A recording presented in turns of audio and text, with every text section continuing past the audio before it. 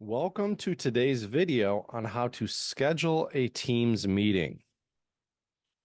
You might be wondering, why do you want to schedule a Teams meeting?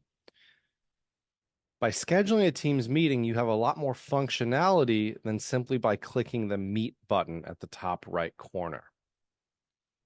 So let's take a look at how you can schedule your very own Teams meeting for your Microsoft Teams course.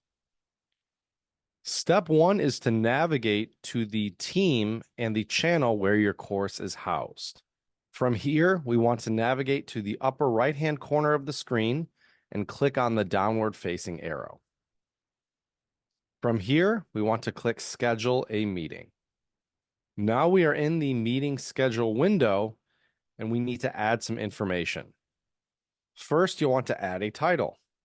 You can add required attendees if you would like. For anyone in the team or channel, you can actually send personal invites.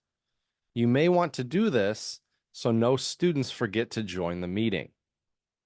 You can also adjust the date, time, and frequency of your meetings.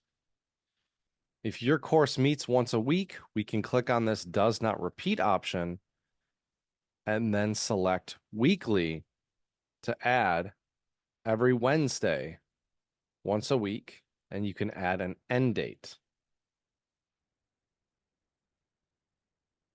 Now, as you can see, it says occurs every Wednesday starting 4/3/2024. If you want to add any details for the meeting, you're welcome to do so in the details box here.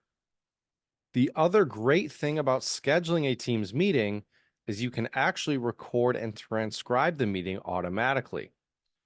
What this means is once you start the meeting, the recording will begin. You can do this by clicking the toggle button in the right-hand corner. From here, we want to click Send. Make sure you have all of the correct information filled in before you hit Send. With that being said, if you do need to change or edit anything, you can always go back and edit later. But your students or attendees will see this meeting invite, which is why you may want it to have all the correct title and information. From here, go ahead and click Send. Now, as you can see, we have the Teams lecture that is scheduled. If you click, you can see the details of the meeting. From here, you can also join the meeting. And what you'll see in just a moment after I join this meeting, you will see that the recording will begin. Now, if you look in the upper left-hand corner, you can see that the recording has automatically started. So this can be a great way to schedule recurring meetings and also record any meetings automatically so you don't have to worry about hitting the record button when you start the lecture. If you have any questions, please let us know at idteam@oakland.edu, and thank you so much for watching.